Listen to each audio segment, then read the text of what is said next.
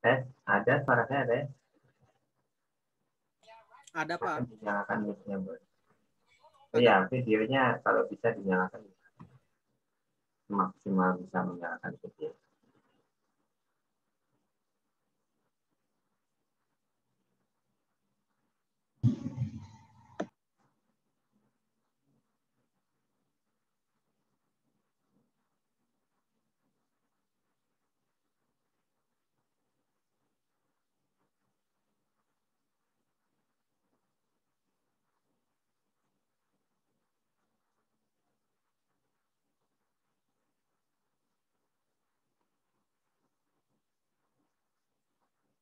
Sudah.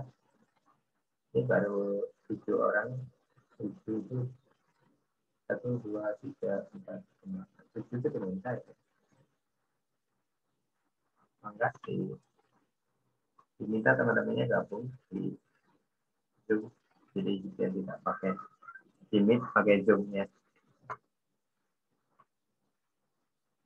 Cobain pakai Zoom.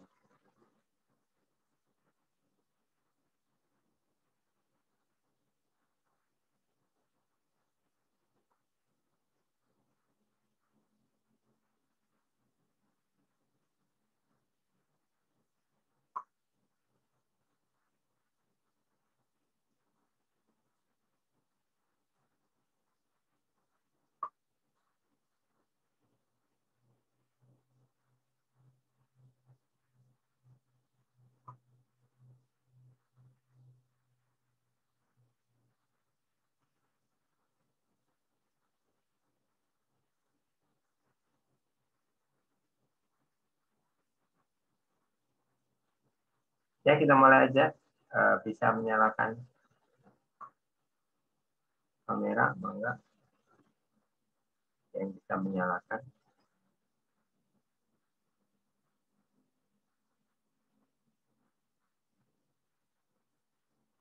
Bismillahirrahmanirrahim. Alhamdulillahirrahmanirrahim. Wassalatu wassalamu ala asrofil anbiya'i wal mursalin. Wa ala alihi wa sahbihi ajma'in. Amma ba'du. Alhamdulillah. Alhamdulillahirrahmanirrahim. Kita bisa lanjutkan kembali. Jadi Anda sudah menyelesaikan beberapa kegiatan sebelum di awal perkuliahannya, termasuk meresume. Dan kalau sudah kita mulai Zoom, tolong tidak ada yang menyelesaikan kegiatan lagi. Nanti dilanjutkan setelah kita selesai. Jadi sekarang semuanya fokus di sesi ini. Ya, tolong kasih tahu teman-temannya yang lain. Berhenti dulu mengerjakan semua yang belum dikerjakan. Jadi jangan mengerjakan dulu. Ini yang tilawah udah 6, yang isi kehadiran 12, yang tilawah 6, yang membuat tulisan rangkuman pertemuan sebelumnya ada 4. Jadi semuanya stop semua, kasih tahu temannya. Di lewat grup boleh, saya nggak sempat buka grupnya. Jadi tolong di stop dan kita gabung di Zoom. Ya, sebelum kita mulai sedikit tausiah. Mungkin kalau yang lain saya menggunakan Awaikutullah. Mungkin ada yang ikut Softcom ya. Softcom kita gunakan Awaikutullah hari Senin ya, hari Senin Softcom. Nah, kita untuk kali ini saya yang akan bacakan aja. Insyaallah kita mengenai hadis Arba'in Nawawi. Ada yang kenal hadis Arba'in Nawawi?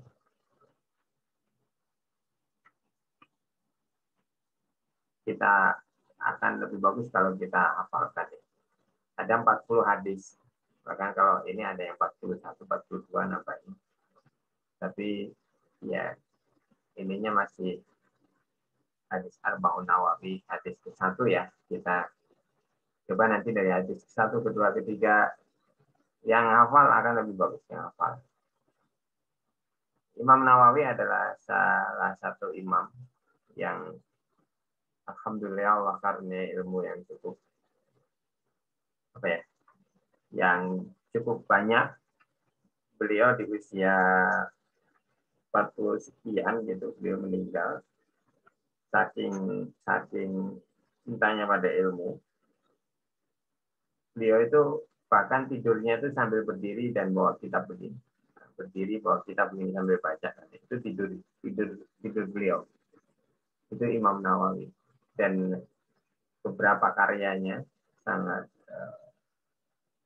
terkenal, atau beberapa karyanya kita gunakan, atau sampai sekarang buku-buku tulisan beliau, kitab-kitab tulisan beliau itu digunakan sebagai bahan acuan untuk mengkaji Islam, gitu ya, mengkaji ilmu agama.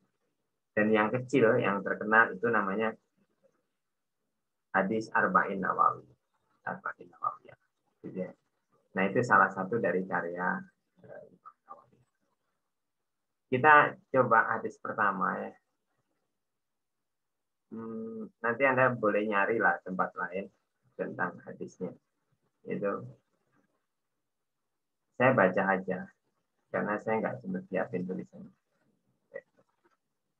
Nggak perlu tahu kalau baca hadis ya. Bismillahirrahmanirrahim. Dari Amirul Mukminin.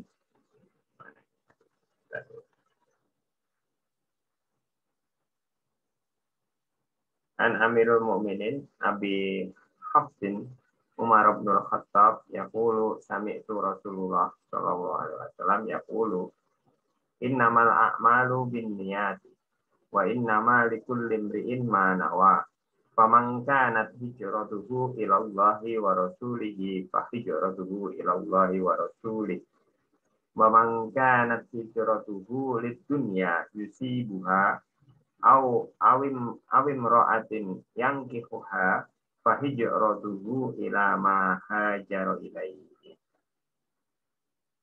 Hadis ini diriwayatkan secara mutawatir, yang artinya innamal a'malu binniyat, sesungguhnya setiap amalan itu tergantung pada niatnya.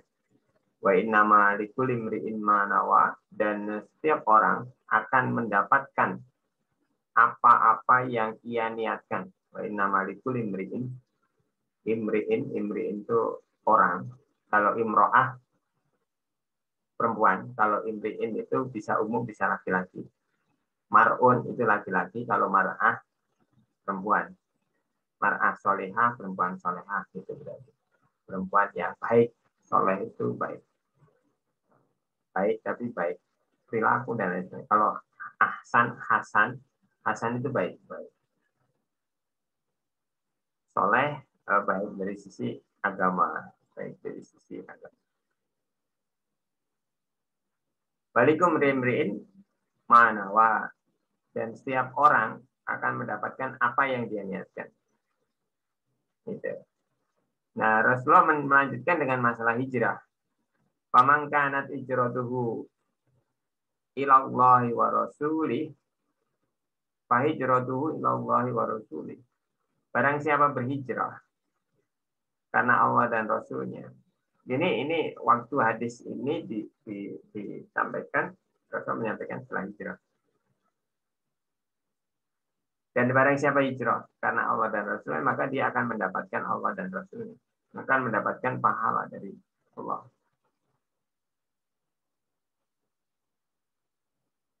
Wa man kana hijratuhu lid dunya yusibuha, barang siapa hijrah karena dunia yang dia usahakan, ya kan, dunia yang dia yusibuha, yang dia raih, yang dia ingin dapatkan, atau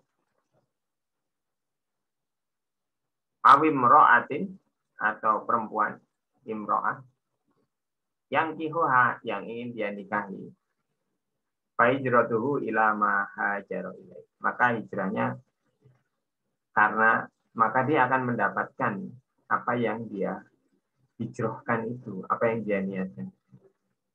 Ada beberapa cerita menarik sebenarnya. Jadi saya pernah mendengar dari seorang ustadz gitu ya.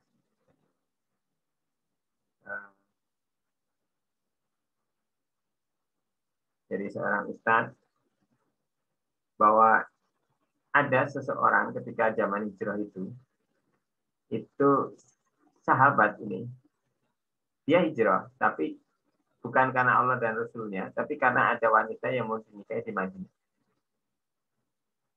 Nama sahabiahnya, nama wanita yang mau dinikahi itu ada. Tapi nama laki-laki yang hijrah ini nggak pernah ada dalam sejarah. Jadi wanitanya itu gitu. Tapi laki-lakinya siapa, itu nggak pernah ada dalam catatan sejarah. Ada Ustaz itu terus memberikan ini hikmahnya. Kenapa? Hibah itu nggak boleh. Karena dia hijrah bukan karena Allah dan Rasulnya, berarti itu perbuatan yang tidak baik. Dan sahabat tidak pernah menyebutkan siapa nama orang itu. Tapi wanitanya ada, karena wanitanya tidak dikenai pekerjaan ini kan. Jadi ini kisahnya ada orang yang hijrah karena pengen menikahi seorang wanita.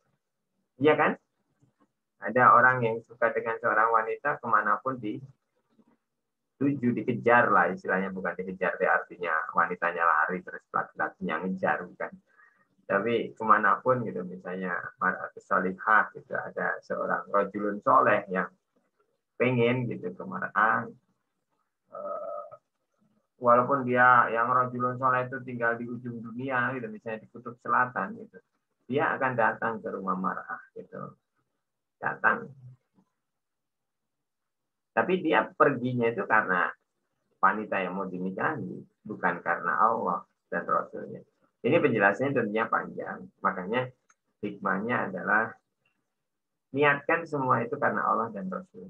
Termasuk mencari ilmu, mengambil mata kuliah. Dan Anda udah mulai mengambil mata kuliah pilihan. Kenapa sih pilihan ini? Ini mah gampang. Nilainya bagus-bagus. Nah, itu ngambil mata kuliahnya karena nilai. Karena pengen nilai bagus. Ya sudahlah. Ya sudahlah. Jadi, maaf saya nggak ngelihat ada yang ini.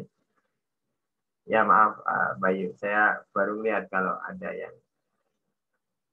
mau masuk.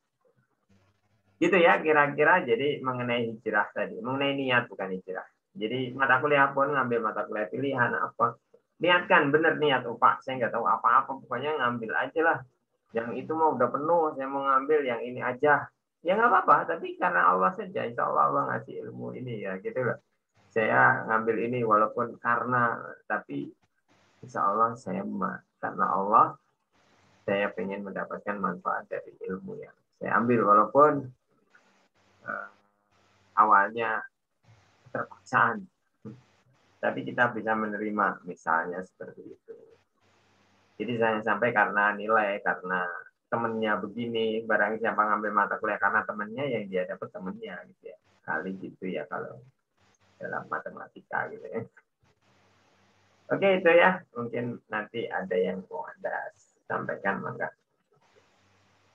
Itu sekarang saya lanjutkan dengan melanjutkan ya. Kemarin kita sudah belajar banyak mengenai apa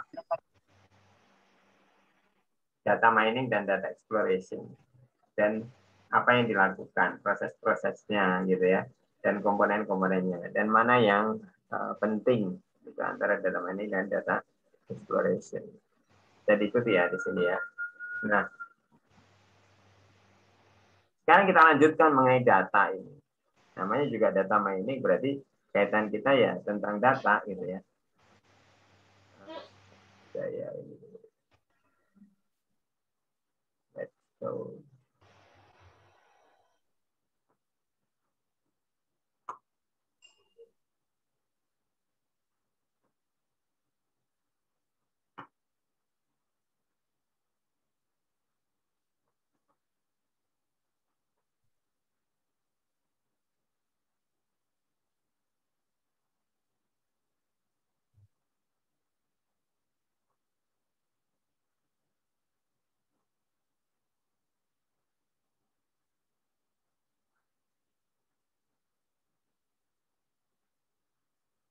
Bisa terlihat ya, ada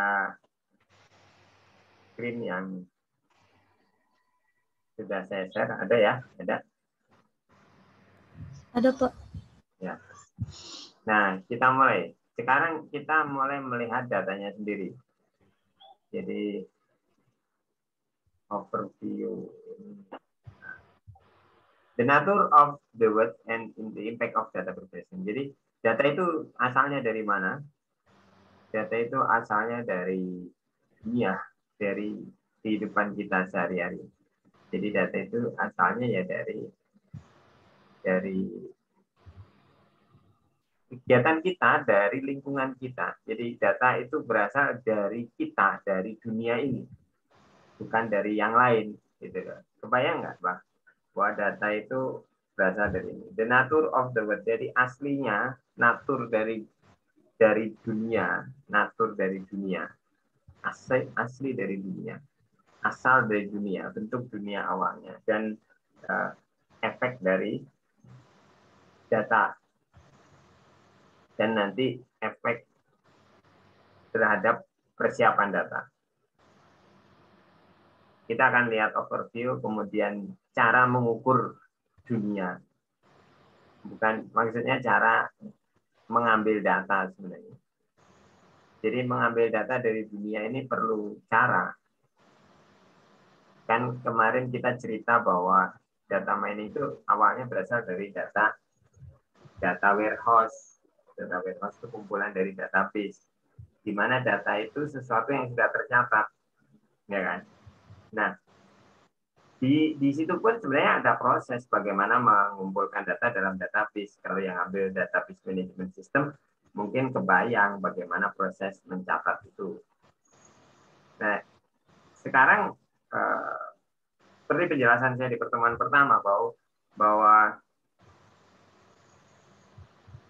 ke sini ya semakin ke sini yang tadinya data mining hanya untuk database, sekarang data itu tidak hanya terkumpul dalam database, tapi hampir semua kegiatan manusia, misalnya media sosial, itu tercatat dengan baik.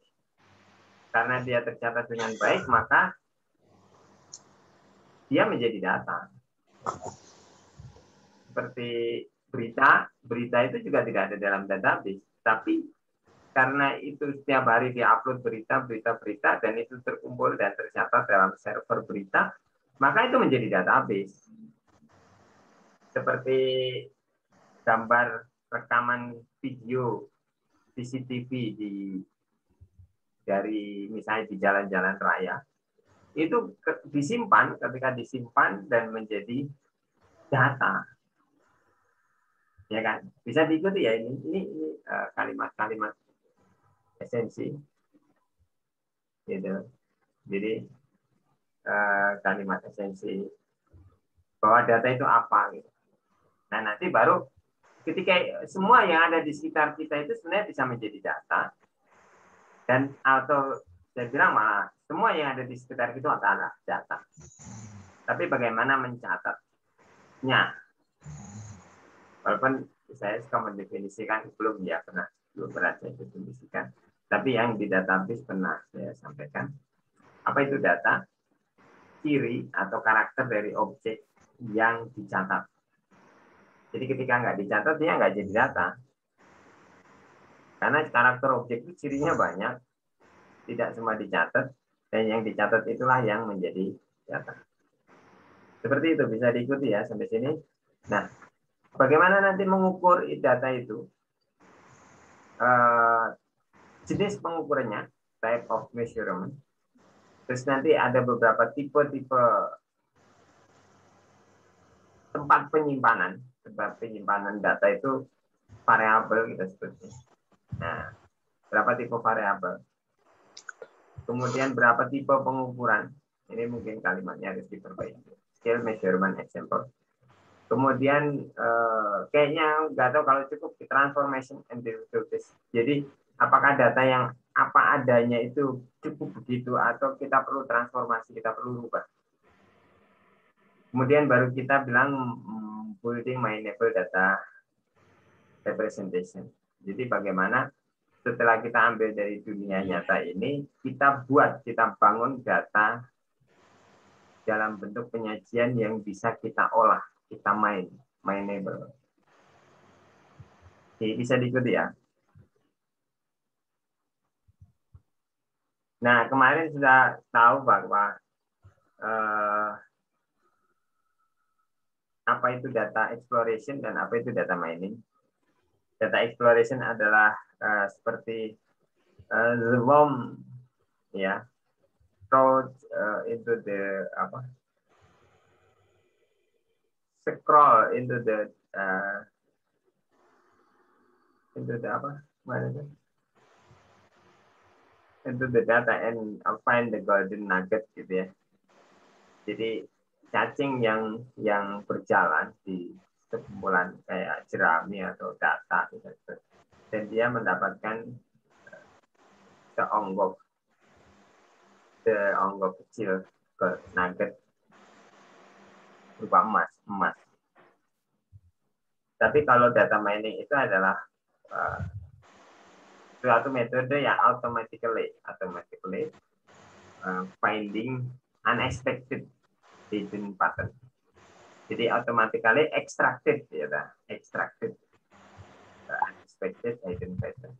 Ya, suatu metode yang bisa mengekstrak keterkaitan pola yang tersembunyi yang tidak diduga sebelumnya.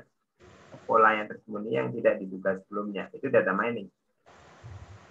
Nah, makanya di sini data exploration itu hanya discover about the data. Discover about the world. Dia mendiscover. Discover. Cover itu apa? Cover. Cover buku itu apa namanya? Tutup buku gitu ya. Cover sampul. Tutup. Cover book. Cover boy. Laki-laki penutup gitu. Cover girl. Nah, itu dari bahasa Arab. Bahasa Arabnya apa? Kafir. Apa kafir? Tertutup hatinya.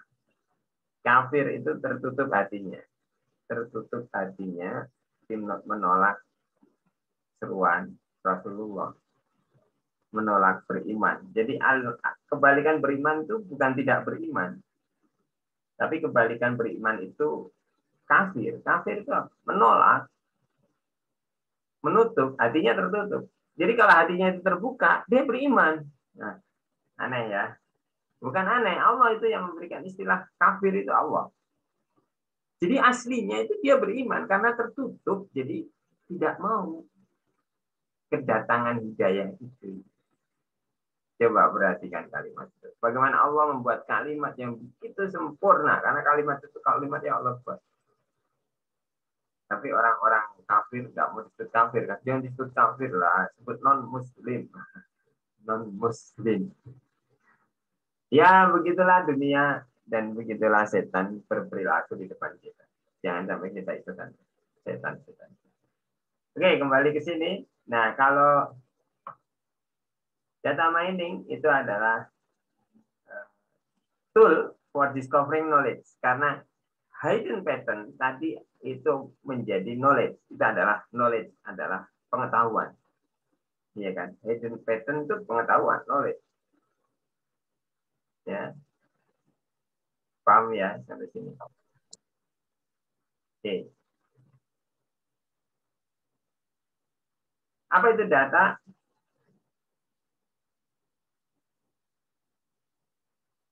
Data tadi ya, data itu atribut dari satu objek yang dicatat. Nah, dari atribut-atribut itu ini ada panah.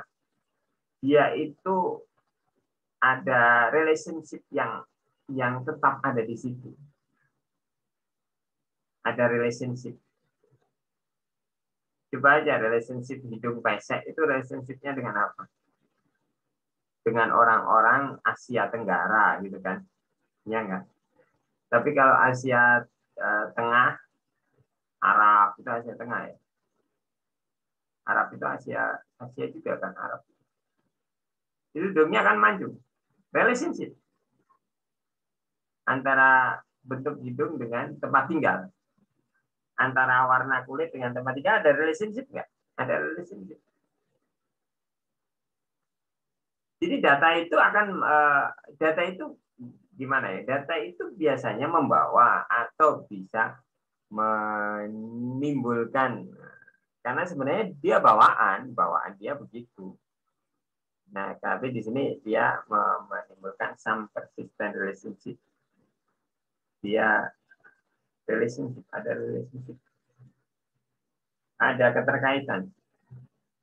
Makanya pattern itu adalah pola. Pola itu berarti ada beberapa komponen dalam satu unit dan dia saling terkait satu sama lain. Maka disebut pola, ya kan? Kalau satu titik, satu objek disebut pola enggak? Enggak lah ya. Anda bilang membentuk lingkaran, berarti lingkaran itu satu pola. Segitiga itu satu pola. Itu terdiri dari berapa komponen? Kalau komponen dibagi titik, banyak titik yang terlibat di situ.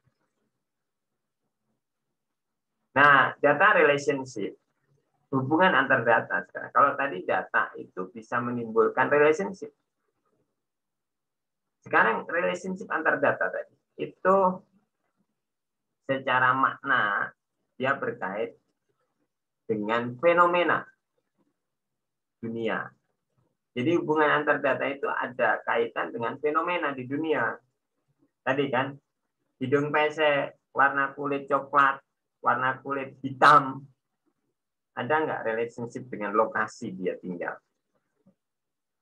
Ada relationship. Jadi gitu ya. Contoh simpelnya bisa dipahami ya. Gitu. Nah, bagaimana mengambil data itu? Mengambil data itu sama dengan mengukur dunia. Measuring the world. Coba aja gini, Anda bilang tadi punten ya, contohnya hidung pesek, kulit kita kadang nyebutnya kulitnya hitam ya. Padahal kita nggak hitam loh ya, sawo matang gitu ya. Betul nggak? Ada yang kulitnya putih. Padahal nggak putih loh kulitnya. Kalau orang Eropa itu nggak berwarna orang Eropa itu kulitnya. Makanya dia kalau datang ke negara panas, termasuk ke Indonesia, dia suka berjemur di terik matahari kan, di pantai dia berjemur. Kenapa? Dia pengen kulitnya berwarna. Karena kulit dia nggak berwarna. Beda dengan kulit putih ya. Kulit putih itu orang mana ya? Orang Kazakhstan, orang Cina mungkin ya. Yang kalau Kazakhstan itu kan daerah daratan Balkan itu hidungnya mancung, kulitnya putih, ya nggak putih banget, tapi kelihatan cerah, bersih. Kalau Cina kulitnya putih, tapi hidungnya nggak mancung juga. Ya, ada nggak dia, nggak gini, sekarang masalahnya bukan keterkaitan lagi, tapi masalahnya bagaimana ngukur warna kulit tadi. Kita ngomong warna kulit itu gimana ngomongnya? Sekarang tadi baru ngomong putih, hitam. Kita mengklaim hitam. Ternyata enggak, oh ternyata coklat. Tapi coklatnya si coklat apa? Bisa dipahami nggak? Coklatnya kulit si A dengan coklatnya kulit si B dengan si C itu sama nggak? Nah, itu harus kita pahami. Nah, itu namanya measuring the word. Mengukur. Ketika kita ngomong warna kulit, gimana kita ngukurnya warna kulit itu? Gitu. Gimana ngukurnya? Gimana mengcapture measurement? Ambil. Saya ngomong hidung pesek, hidung mancung. Hidung itu biasanya cuma pesek dan mancung. Tapi apa yang disebut pesek? Apa yang disebut mancung?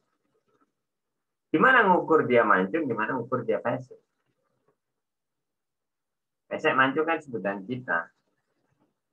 Aslinya kita melihat fenomena itu, terus kita kasih label. Tapi sejauh mana kita sebut pesek, sejauh mana kita sebut mancung. Nah, itu harus ada ukurannya. Nah, dalam proses pengukuran itu sebenarnya akan ada error, kesalahan ukur. Nah, ada yang skripsi mengenai kesalahan ukur ini. Di jalan, siapa selfie Marcelina kalau nggak salah. Bagus itu kajian mengenai kesalahan ukur. Paham ya? Nah, kemudian mengaitkan pengukuran tersebut dengan dunia nyatanya.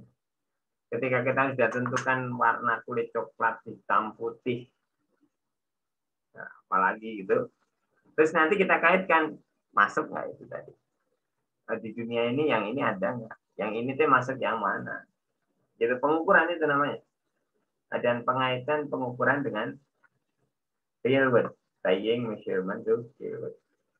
Nah, Anda lihat, kita kembali ke dunia yang mau diambil datanya. Dunia yang mau diukur datanya. Jadi balik lagi, data itu apa? Coba mau hafid. Data itu apa? Karakteristik dari suatu objek yang dapat dicatat. Nah, bukan yang dapat, yang dicatat. Oh, yang dicatat. Yang nggak dicatat mah nggak jadi data. Nah. Ya kan, kita nggak bisa melihat. Ya.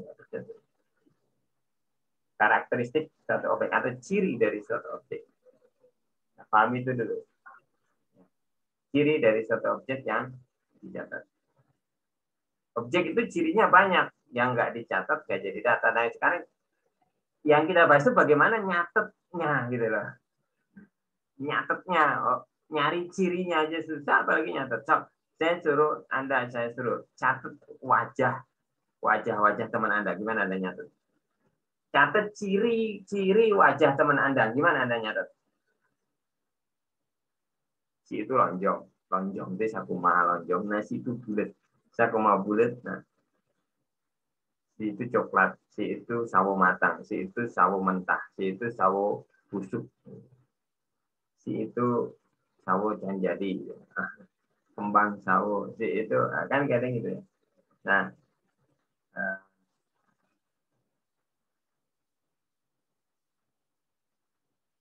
itu problemnya kan. Dan tadi itu data adalah ciri atau karakter. Nah, lihat yang nggak dicatat nggak masuk data. Kalau kita lihat tadi wajah, saya suruh nyatet. Coba catat ciri wajah teman Anda semua. Nggak ada seabrek gitu. Bisa Anda nyatetnya. Kalau tadi masalah ngukurnya, sekarang nyatetnya bisa.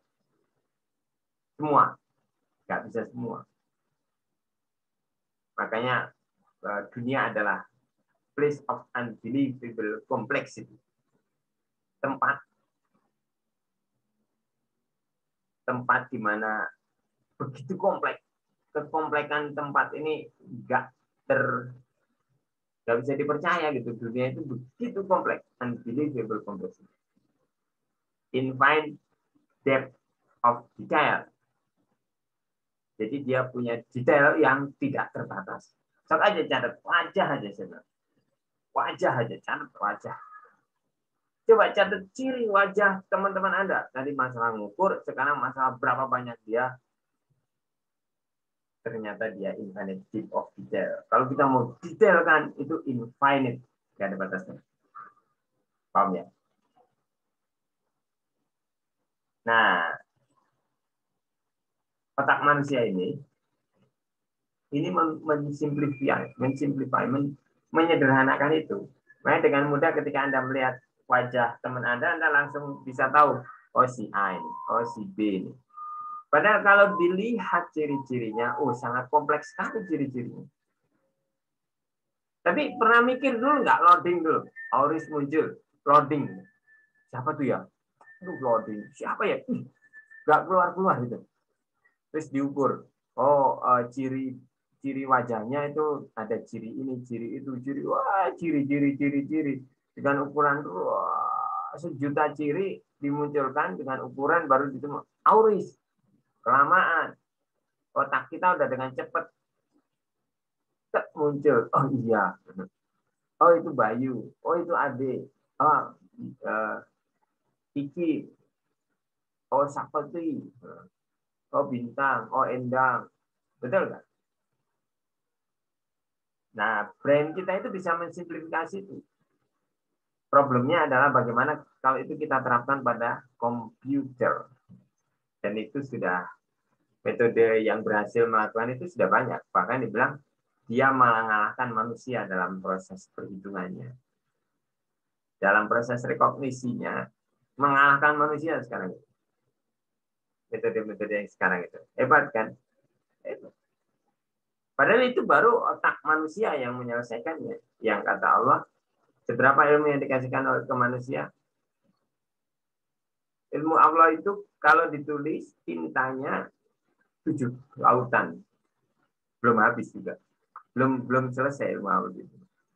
Dan sedangkan yang ilmu yang diberikan manusia itu ambil jarum, masukin ke air laut, angkat. Nah, air yang nempel jarum itulah ilmu yang diberikan manusia. Jauh banget gitu ya. Sejauh itu manusia bisa menciptakan kecanggihan seperti ini. Kita bisa ngobrol banyak kan. Kita bisa ngelihat aktivitas Anda. Gimana Allah? Gampang banget ya kan. Nanti mau memunculkan pekerjaan Anda semua, gampang. Melihat niat Anda, gampang bagi Allah. Nah, dengan belajar ini kita menjadi lebih beriman. Harus Allah catat semua atribut itu. Kita nggak bisa mencatatnya, nggak bisa semua, hanya diambil sebagian, betul nggak? Bahkan kalau dalam riset statistik itu 3 variabel aja udah pot-potan itu, betul? Ada yang 4, 5, wah pot-potan. Di data saya ngitungnya jutaan variabel, hitung aja lahap ya, gitu langsung gado-gado kalau statistik itu masih kayak apa ya? Kayak kalau pun terjadi Sunda gitu makan tuh ayam terus sambal tango yang non lah tempe juga terpisah variabel narsaliti kemarin gitu ya.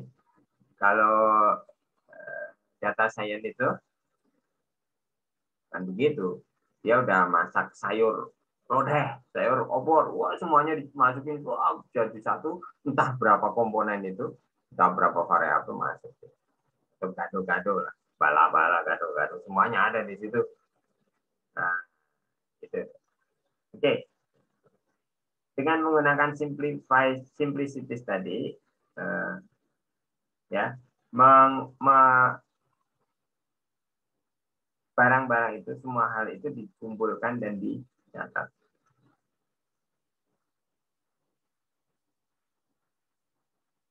Nah, dari data kita bisa menemukan relationship. Dari relationship itu sebenarnya kita menemukan reality. Kita menemukan kenyataan. Ini gini, karena ini anak muda semua, pemuda-pemudi semua kan. Yang menarik buat pemuda-pemudi adalah cinta, ya kan? Betul nggak? Anda sudah mulai merasakan adanya cinta. Pasti kalau nggak normal. Cuman Anda bisa memanagenya atau tidak, itu aja problemnya. Islam mempunyai aturan. Anda punya cinta, ya nikah. Nggak nikah, biarkan atau lepaskan, jangan diikuti. Kalau Anda siramin, tunggu, wah susah. Itu udah dimatiinnya. Pikirnya bikin menyakitkan gitu. Ya, sekarang nggak apa-apa, kita pakai contoh cinta. Anda tahu ada orang mencintai Anda. Gimana cara tahu? Gimana Anda tahu itu suka sama saya? Nah, kalau dia belum menyatakan. Tapi ada orang ujuk-ujuk menyatakan. Tapi Anda tahu dia mah tukang menyatakan, di siapapun menyatakan cinta. Padahal dia itu sebenarnya nggak cinta. Anda kan?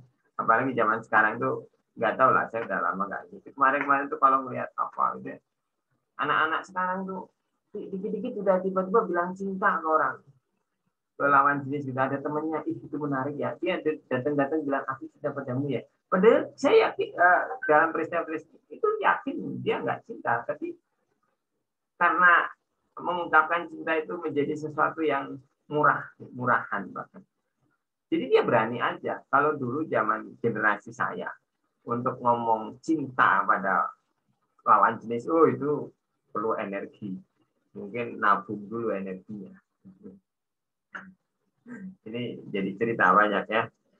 Cerita banyak. Ya, begitu. Ya, selamat datang, Devi ya.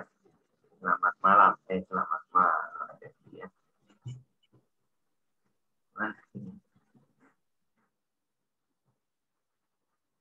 Ya, kalau bisa dinyalakan kamera, nyalakan ya saya tahu. Nggak sepi gitu ya, nggak kayak penyiar radio. Kembali ke cinta tadi ya. Tapi ya hiburan dulu lah ya. Saya punya teman dulu. Teman saya itu suka, teman saya laki-laki suka teman saya yang perempuan. Jadi suka sesama teman lah gitu ya. Maksudnya teman itu, saya itu punya teman dari SMP sampai SMA itu satu. Jadi 6 tahun itu kita bareng-bareng. Karena SMP SMA saya itu nggak tahu lah. Satu yayasan, beda gedung sebenarnya. Tapi orang tua itu fanatik kalau dari sekolah ke situ. Sampai anak cucunya ke situ sekolahnya. Sampai sekarang. Karena saya jauh jadi enggak. Ya. Dan itu sebagian besar kuliahnya pada di Jogja. Makanya saya nggak mau ke Jogja. Kalau saya ke Jogja, teman saya itu lagi. Karena kalau ke IAIN Jogja dulu ke UIN gitu, kita kayak pindah kelas. Karena hampir semuanya keterima. Jadi, nggak rame kalau saya kuliah. Saya ke Bandung. Tapi ikut ke Bandung juga, Pak. Oke, kembali ke situ. Dia mau menyatakan cinta itu, energinya besar.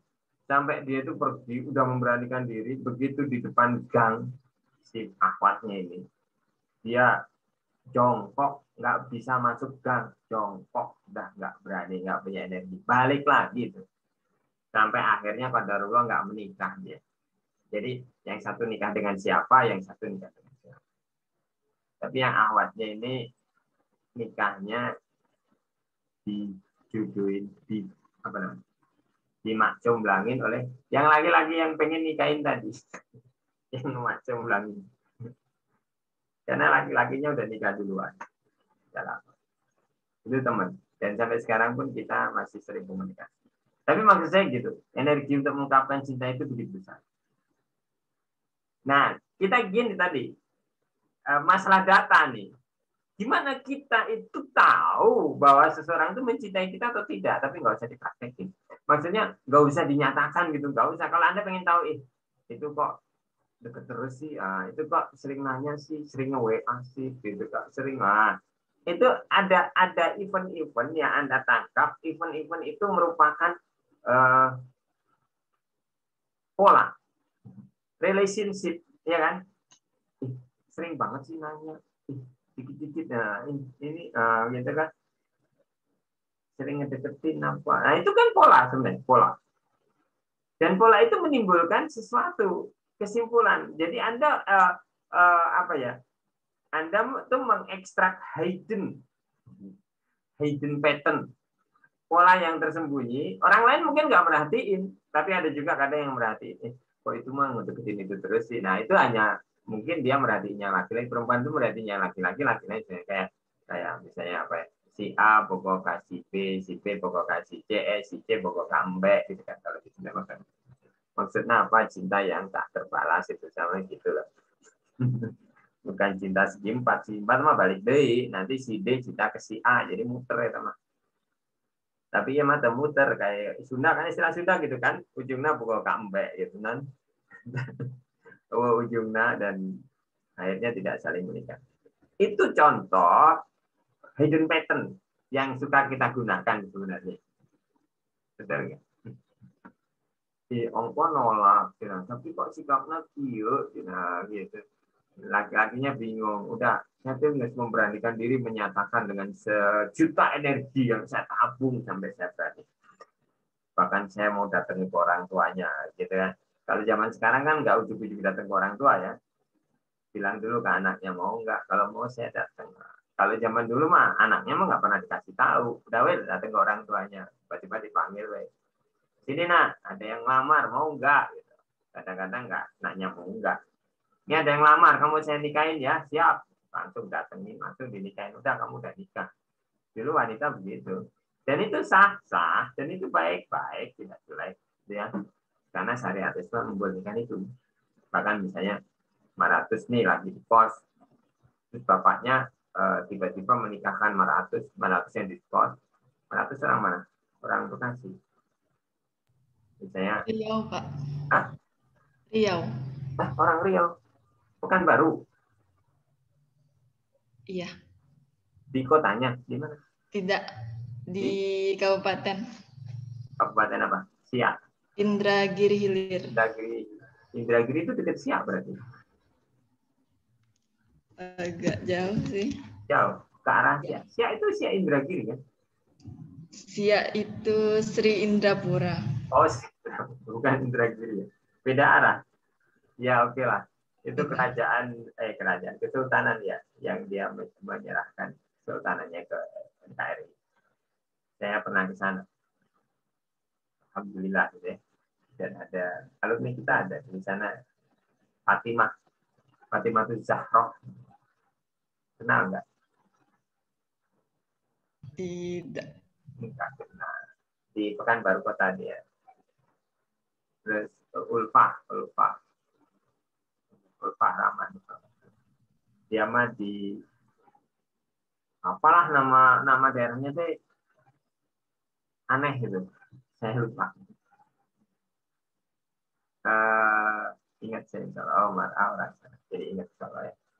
Saya Mar'ah lagi di Bandung. Terus bapaknya suka sama laki-laki mau dinikahin. Nikahin aja sama bapaknya. Dan nikahkan kamu dengan anaknya Mar'atus Solihah. Sah. Udah Mar'ah udah nikah statusnya. Nanti udah kamu datengin sana Mar'ah. Ada datang laki-laki saya udah nikahin kamu. Nah gitu. Itu sah. Boleh. Baik. Kayaknya aneh ya. Aneh. Zaman sekarang mah ke perempuannya dulu kan. Nanya dulu. Harusnya nggak usah lah. Daripada kita repot-repot mikirin cinta ya. Ikutin aja. Nah itu tadi contoh hidden pattern. Dalam dunia kita ya kayak gitu. Rasa suka, rasa cinta. Itu hidden pattern. Tapi kalau kita nggak lakukan itu, pernikahan itu ya bisa berlangsung. Dan zaman orang tua saya dulu, itu begitu pernikahan itu. Kalau zaman saya udah nggak terlalu. Zaman saya udah banyak yang milih sendiri. Kalau saya sih nggak pacaran, tapi memang milih sendiri jodohnya. Jadi kenal sendiri, datang nanya sendiri. Setelah mau saya datengin ke orang tuanya sendiri dulu.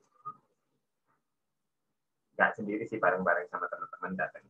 Tapi teman-teman saya nggak tahu kalau saya itu punya niat mengenalkan diri saya ke calon mertua. Nggak ada yang tahu. Padahal kita bareng-bareng main. Menyembunyikan niat. Nah itu hidden pattern kali ya. Nah setelah tahu, baru saya datang sendiri, baru bicara. Nah baru orang tua datang. Agak berat sih kayak gitu. Berat nyarinya, sok auris nyari. Dapatnya gitu. Sok adiknya, orang Ciamis masuk di jodoh. Itunya adiknya. Biasanya orang Ciamis yang Ciamis dari gitu biasa nama, tapi dah biasa gaya. Kemarin ngobrol. Pengen dapat orang Bandung, Pak. Oh. Ayah tuh Devi orang Bandungnya, Devinya.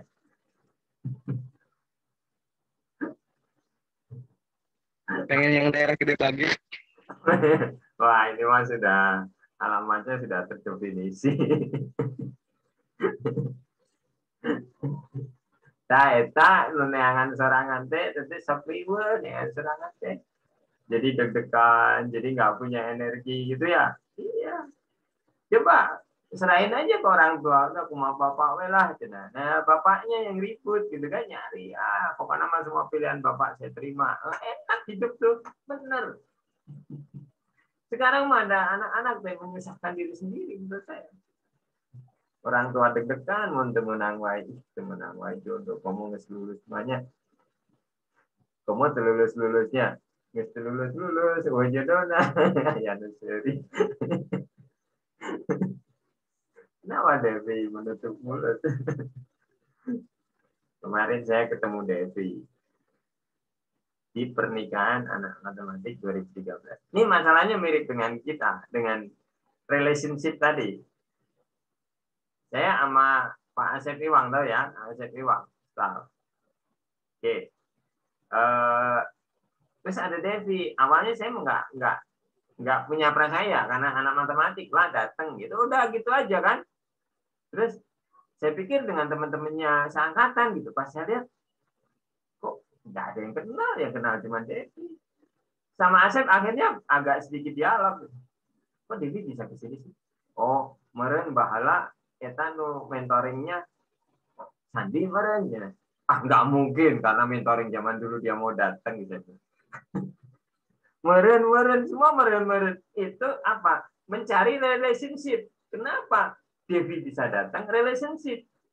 Saya bilang semuanya nggak mungkin karena saya tahu Devi, saya tahu Sandi gitu kan. Ya tahu dikit lah ya, Devi nggak tahu banyak. Akhirnya panggillah Devi, cari mana relationship yang benar, ketemulah relationship itu. Dan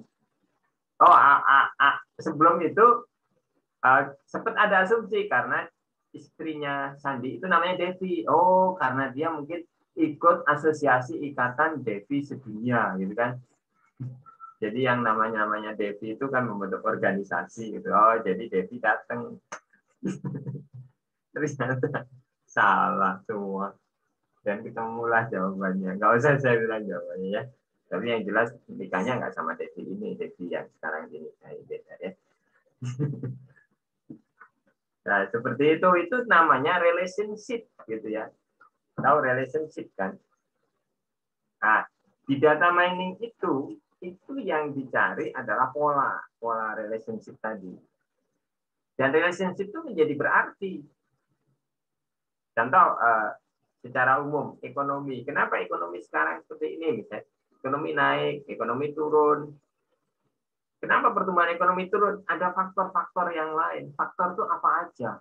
Nah, itu kan hubungan faktor yang terkait, yang saling terkait, yang menyebabkan, yang berkait dan kaitannya itu dengan ekonomi dan menyebabkan ekonomi itu turun. Kan ekonomi turun, pertumbuhan ekonomi turun itu fenomena yang terlihat.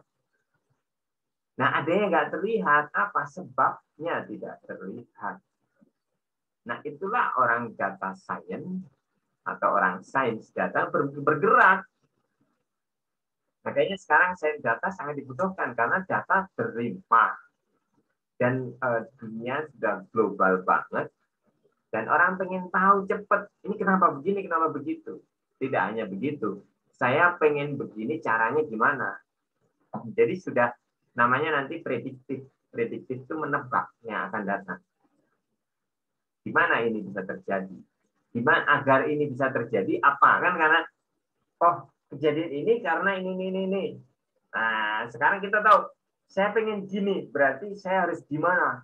Nah, jadi data science tidak hanya mengambil kesimpulan apa yang sudah terjadi, tapi dari kesimpulan apa yang sudah terjadi, dia bisa bertindak agar dia bisa mengelola atau mendrive, mengendalikan apa yang akan terjadi. Dan itu yang dilakukan dalam bisnis. Orang-orang pemasaran marketing kan melakukan itu. Betul gitu. Itu makanya data mining sekarang lagi di ini. Dan data mining ini sebenarnya istilah lebih barunya menjadi data science tadi. Nah, masalahnya tadi kan kalau apa ya? Tadi lah kembali ke masalah cinta laki-laki perempuan lah ya. Itu kan faktornya banyak sekali. Kompleks. Makanya dia rise and copy.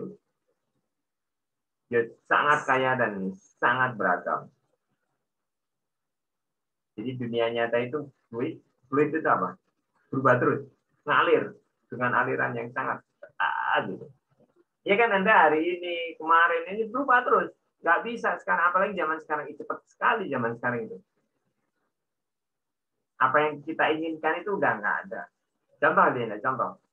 Bentar ya, Anda nggak tahu, Anda lahir tahun berapa? 2098 ya, 98, 99. Waktu Anda lahir itu baru muncul HP lah. Baru beberapa orang. Tahun 2000-an awal itu sudah lebih banyak lagi. Tapi biasanya serumah baru satu HP. Hanya kepala keluarga saja. Baru kesininya mulai suami istri punya. Baru kesininya anak-anaknya punya satu HP. Sekarang bahkan anak itu punya 2 atau 3 HP. Ya enggak? Nah, oke. Proses perkembangan itu begitu cepat kan ya. Ya. Makanya disebut fluid. Jadi itu sangat fluid, sangat cepat sekali. Dulu kalau saya mau pengen punya HP itu hanya tentukan satu tipe aja. Dulu Nokia apa ya dulu? Yang bentuknya begini nih. Apa sih namanya? Lupa. Itu sampai bertahun-tahun kita bercita-cita, pengen punya itu, Nokia yang begitu. Nah, kalau yang bagusnya Nokia komunikator, tapi belum nyampe ke sana dulu. Komunikator itu, wah hebat itu, bisa set gitu, ada keyboardnya. Saya juga nggak sempat punya, karena memang nggak sempat pengen sampai komunikator. Pengen punya PDA, Personal Data Assistant. Nah, dulu canggih PDA, tapi nggak sempat punya juga PDA. Jadi cuma bercita-cita, udah nanti kita nabung, kita ini dalam sekian 1 tahun, 2 tahun tuh nggak berubah trennya, tetap Nokia itu menjadi tren. Nah sekarang Anda bulan depan itu tipe HP udah ketinggalan. Anda kemarin nabung, terus udah pas yang mau dicita-citakan udah berubah, itu udah nggak ada barangnya di pasaran. Udah nggak ada di pasaran, tabungannya tapi dapat yang baru lagi. Tapi nanti dalam sekian bulan udah kadaluarsa, ada tipe baru lagi dengan begini-begini. Kalau orang yang ngejar tren, kalau orang yang enggak ya itu isinya sama-sama aja. Kalau untuk dipakai itu nggak berubah, nggak berbeda. Tapi kalau untuk main game memang beda. Ya tergantung Anda gamer atau bukan. Kalau gamer ya kejarlah teknologi terbaru. Tapi kalau bukan gamer nggak usah ngejar teknologi terbaru. Kameranya 4, memang 4 terus jadi apa gitu, wajahnya jadi 4 ketika moto, enggak, wajahnya tetap 1. Iya enggak, kalau wajahnya 4 malah jadi bingung gitu ya. Sekarang kan kameranya 4 dan lain sebagainya lah pokoknya. Jadi udah pusing itu si produsen HP, gimana biar orang beli lagi. Yang tadinya prosesornya dijadikan 8 core, sekarang nggak ada yang 16 core, nggak ada. 8 maksimal. Itu pun jarang, paling banyak-banyak pakai 4 ya. Yang ditambahin sekarang apa? Kameranya. Terus nanti yang ditambahin apanya? Nggak tahu lah. Tombol volumenya ditambahin jadi 5 gitu kali. Kali gitu ya. Ya, itu namanya fluid. Sangat cepat. Kita capek deh ngerjain. Capek deh ngikutin. Makanya kalau Anda hidup jangan ikutin tren. Ikutin fungsi. Anda beli ini karena Anda butuh. Anda akan mau pakai. Kalau Anda nggak pakai, enggak. Saya beli HP baru karena yang lama udah rusak atau hilang. Atau nggak bisa upgrade lagi. Saya mau pakai software ini nggak bisa. Dia OS-nya maksimal begini. Udah baru beli baru. Kalau nggak, selagi masih bisa dipakai. Pakai aja terus, biarin disebut kuno. Itu tahu Hotman Paris yang pengacara itu kan nggak bisa pakai Android. Dia punyanya kan Nokia komunikator itu, sampai dia punya berapa puluh gitu. Kalau nggak salah dia beli berapa puluh gitu. Sehingga kalau rusak ambil buka lagi yang baru aja. Baru kemarin kalau nggak salah dia itu pakai IG gara-gara kliennya artisnya ngupload di IG dia. Jadi kok bisa ya gitu. Nah, terus dia nggak tahu lah. Karena kalau orang udah tua itu susah berubah. Dia udah senang pakai OS. Udah. Coba ya lihat pelan-pelannya. Suruh pakai HP yang baru. Susah, bingung dia mah. Ada telepon mau buka bingung, nggak bisa buka. Ya, dulu ada loh ya. Di antara kita ini. Itu dulu kan BlackBerry ya. Dia pakai BlackBerry. Karena dia masuk ini lah. Nah, saya nggak sempat punya BlackBerry. Nggak tahu lah. Pokoknya nggak sempat aja punya BlackBerry. Tapi begitu Android keluar, saya beli Android. Tipe 2.2 saya masih punya. 2.2. Terus 2.3. 2.2 itu Froyo ya. Saya beli. Nah, dulu kan awal-awal beli Android itu dikasih tahu sama penjualnya. Ini kalau nerima telepon begini, kalau ini begini, tombolnya ini kan beda dengan HP soalnya. Ini. Satu saat ada di antara kita ini, dulu pakai BlackBerry, lama orang udah pakai Android, dia masih pakai BlackBerry, karena memang BlackBerry itu keren lah pakai BlackBerry, pakai BB, nomor BB-nya apa, sampai ada panggilan beb gitu kan, si bebek itu kenapa, karena BB-BB-an gitu sebenarnya begitu. Sekarang udah nggak ada si bebek kan, si WA gitu kan, tapi WA nggak jadi panggilan mesra ya. Kalau dulu si bebek. Nah itu begitu BlackBerry kan hilang di pasaran ya kan, hilang, nggak ada kan, nggak ada. Sekarang Anda mau cari BlackBerry diketawain orang gitu. BBM-nya udah nggak ada juga, masih ada yang pakai BBM diketawain orang sekarang gitu. Nomor PIN BBM-nya berapa, diketawain orang. Ya berpindahlah ke Android. Itu katanya cerita sendiri, saya 2 hari nggak ada yang nelpon, nggak bisa nerima. Kenapa? Bingung gimana nerimanya, nggak ada tombolnya, nggak ada, dipijit tombol home ya nggak nerima home.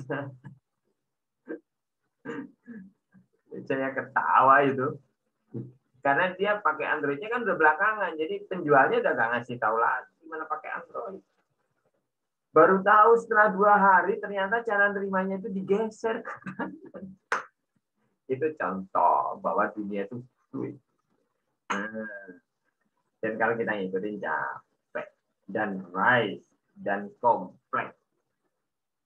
Tapi kita sebagai orang sains data science, bahasa Indonesia sains data, kita harus ngikutin itu, nggak bisa enggak. Termasuk di bidang ilmu. Saya ini orang yang selalu dikejar dengan ilmu-ilmu terbaru. Jadi kalau Anda sebenarnya udah nggak terlalu dikejar, Anda sekarang belajar data science, sains data, belajar pakai deep learning, udah kayaknya deep learning masih bakal lama. Deep learning itu di Indonesia baru muncul 2015 ke sini, pas saya lulus S3. Saya masuk S3 itu ngetrend data mining, tahu nggak? Baru mulai ngetrend.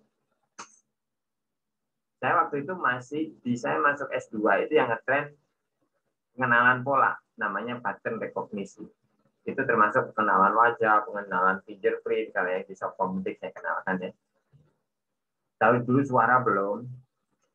Itu ngetren di bidang keilmuan.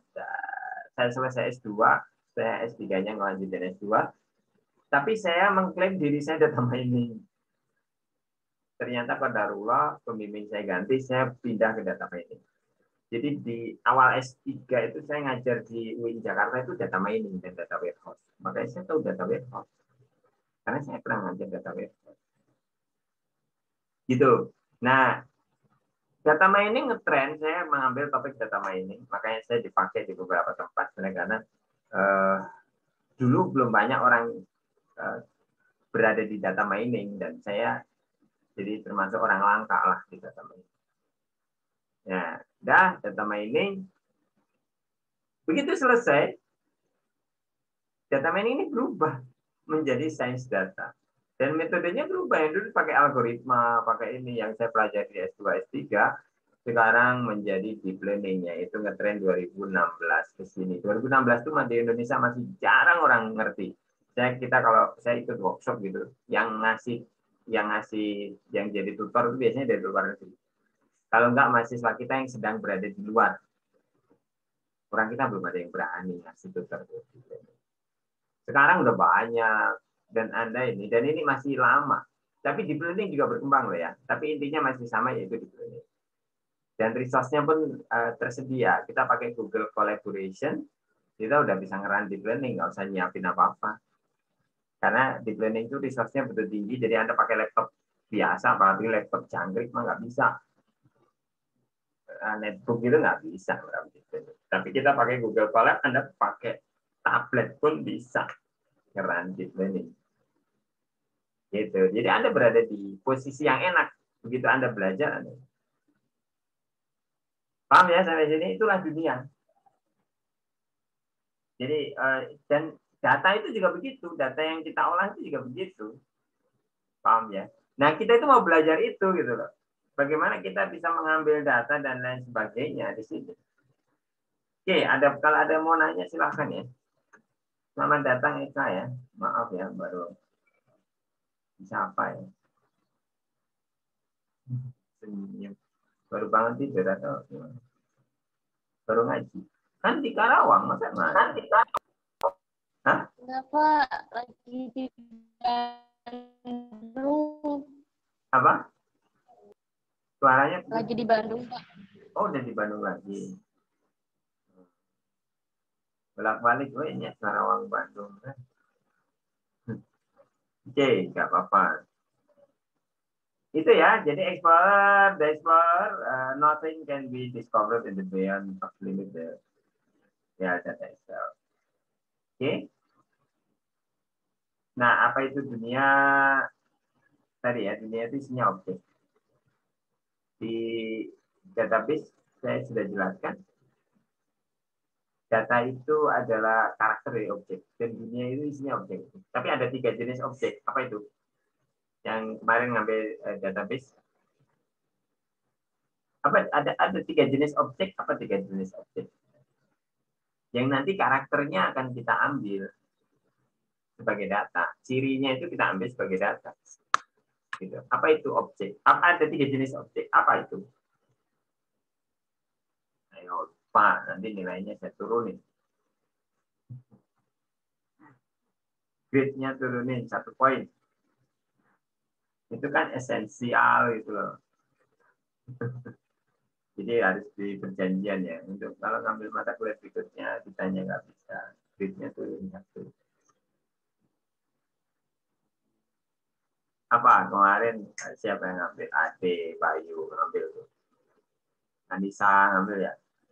Iki, Maratu, Solihah ngambil. Eka ngambil ya, tetap bisa ngambil. Apa? Objek real, event, kejadian, dan satu lagi apa? Contohnya di perkuliahan aja, paling gampang. 3-tiganya ada. Objek real, event, terus satunya objek yang tidak real. Apa itu?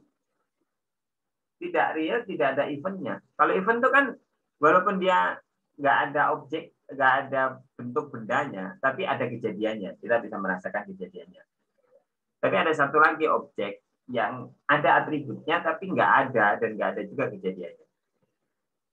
What is this? Apa itu? Mahua. Siapa ingat? 2, 3, 4. Bintang. Eka. Ade. Devi. Ramsa. Bayu. Kiki. Anissa. Mar'a. Mafid. Auris. Tidak ada yang ini. Dalam perkuliahan kita ada semua. 3-tiganya. Objek real adalah mahasiswa, dosen, itu real. Event adalah kuliah. Kuliah ini event. Ya enggak? Kuliah ini event atau kelas. Kelas itu event. Oh, ada kelas saya. Jangan bilang ada kuliah. Saya ada kelas. Ya kan? Kelas itu bukan ruangan. Ruangan itu room. Betul? Kelas itu kejadian ini kelas namanya. Kelas data mining. Ini kelas data mining. Kita nggak punya room sekarang. Adanya Zoom. Bukan room. Zoom. Kalau pakai Google Meet, bukan room. Makanya kalau ruang kelas jadi kelas room. Nah, jangan ngomong kelas, itu pergeseran makna namanya. Kelasnya di mana? Salah. Ruang kelasnya di mana? Ruangannya di mana? Di ruang itu ada banyak kelas. Do you understand? Kelas itu event. Ini kelas. Ada yang tidak ada bendanya, tidak ada kejadiannya. Apakah itu ada di kelas juga?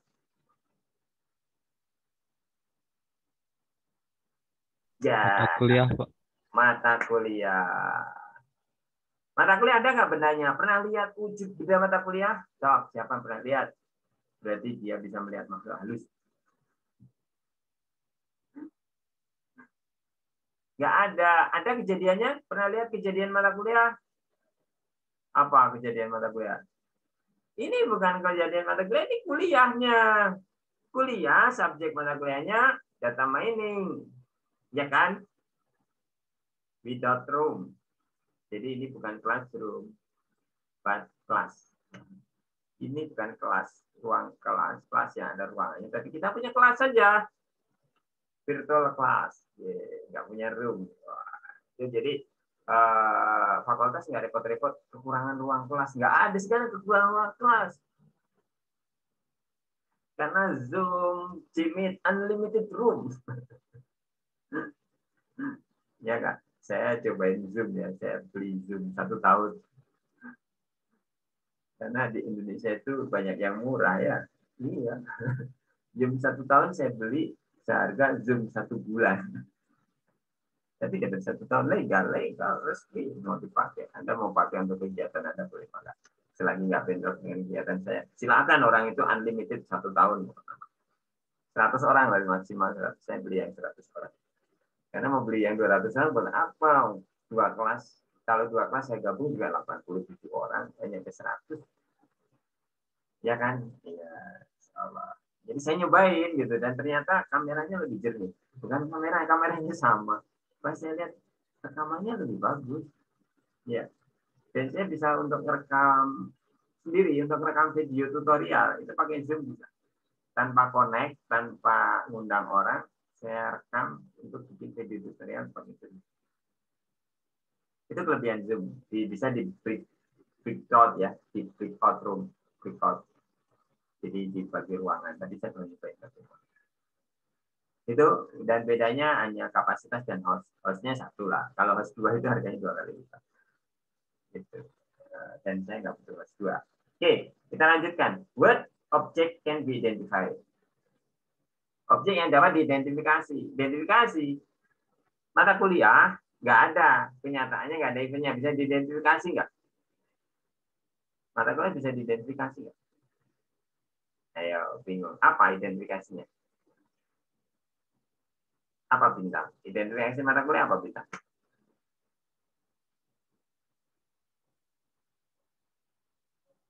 Ayo, makanya munculin kamera. Jadi saya tahu ada atau enggak.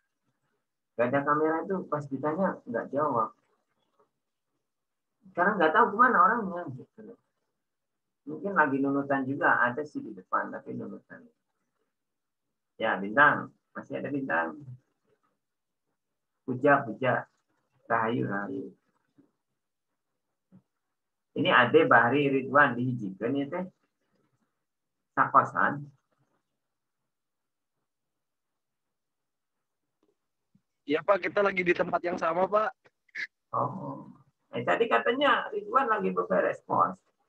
Baru beres Pak, dibantuin Pak sama Ucup. Nah, hebat, sudah bergabung lagi ya, asa reunian. Asal lulusnya kuliah teh, ternyata encan.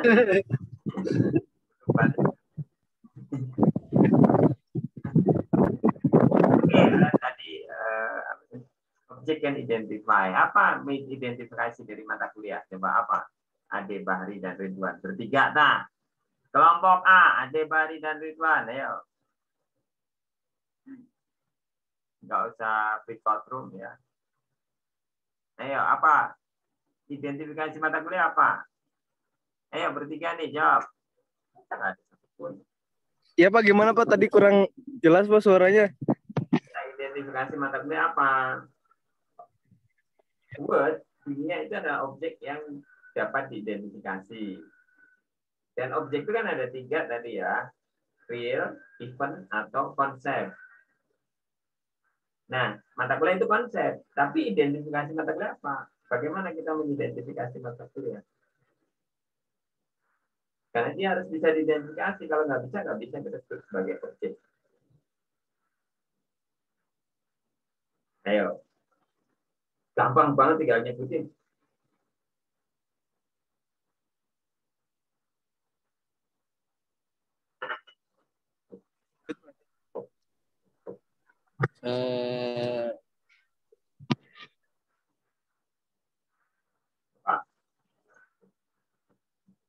Lambat nih bertiga. Devi. Halo Devi. Fatmawati. Nah, udah mau ngomong. Iya, Pak. Bagaimana? Apa identifikasi dari mata kuliah apa? Iya.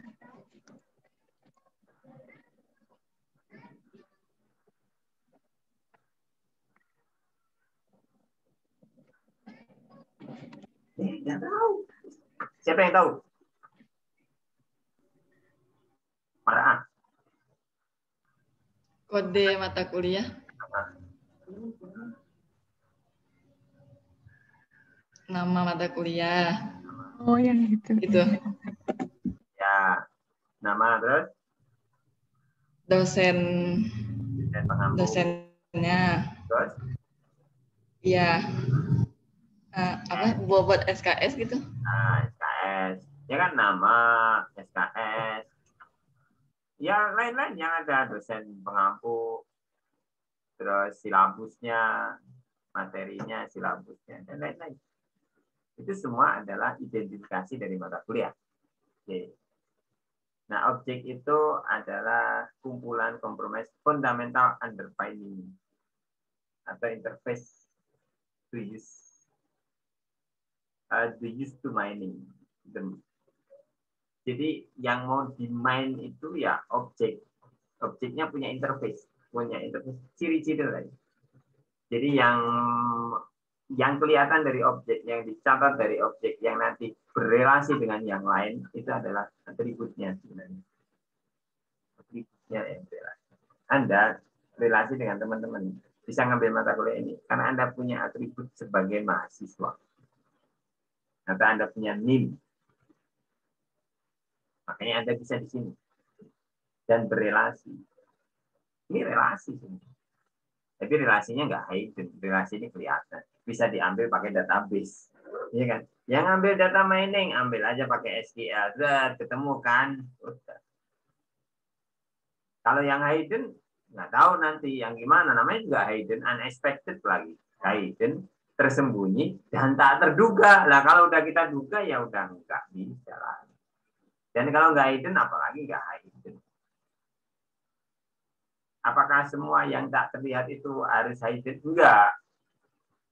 Kadang nggak hidden, tapi tidak terlihat. Karena kita tidak fokus. Makanya finding the golden nugget. Sebenarnya nuggetnya kelihatan, cuman nggak jadi perhatian ketika ditelusuri. Ada ternyata. Baru kita memperhatikan itu. Kalau enggak kita perhatikan. Misalnya itu loh. Kalau itu data exploration.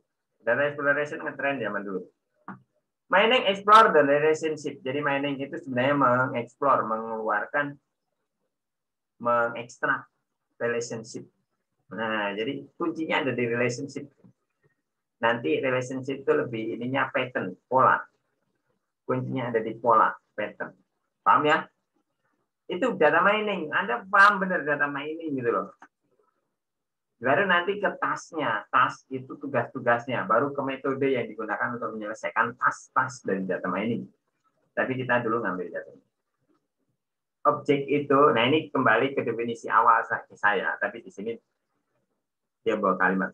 Objek itu collection of the future of what which measurement can be taken. Jadi dia kumpulan dari atribut. Jadi objek itu sebenarnya kumpulan dari atribut. Kembalikan kan? Kalau data itu atribut dari objek. Tapi sebenarnya objek ini di sini, objek itu kumpulan dari atribut. Kalau nggak ada objek yang nggak punya atribut, objek apa yang nggak punya atribut? Coba aja cari. Objek apa yang nggak punya atribut? Bukan objek kalau nggak punya atribut. Setiap objek pasti punya atribut. Makanya dia collection of future. Feature itu atribut. Feature. Bukan future, bukan future. Future itu masa depan. Kalau feature itu sama dengan karakter. Tapi di data mining, di data analysis lebih banyak digunakan feature, kata feature daripada karakter. Tapi feature itu karakter yang nanti bisa menjadi pembeda dengan yang lain. Nah, biasanya begitu. Itu feature. Kalau karakter itu sifatnya umum. Semua yang menempel, ciri yang menempel itu karakter. Tapi feature adalah ciri-ciri yang digunakan untuk menjadi pembeda. Clear? Collection of feature about which measurement can be taken. About yang kira-kira kita bisa ambil itu si feature-nya tadi dan kita bisa ukur. Kalau sudah bisa diukur berarti bisa dicatat. Kalau sudah dicatat berarti bisa diukur. Nggak mungkin bisa dicatat kalau nggak diukur. Gimana nyatetnya? Saya bilang, coba catat Anda semua feature, semua ciri, karakter wajah teman-teman Anda. Sok aja catat. Ada sesuatu yang nggak bisa diukur, Anda bingung catatnya. Mana yang nyatet? Hah? Apa coba? Pasti ketika Anda sebutkan nanti Anda bisa ada ukurannya, walaupun ukurannya itu nanti definitely atau masih undefined. Kira-kira gimana ya, belum disepakati atau sudah disepakati gitu loh. Sudah saya sepakati ukurannya, oh ini belum disepakati ukurannya dan lain sebagainya dan lain sebagainya. Oke, clear? Insya lah ya, clear banget sih enggak pasti.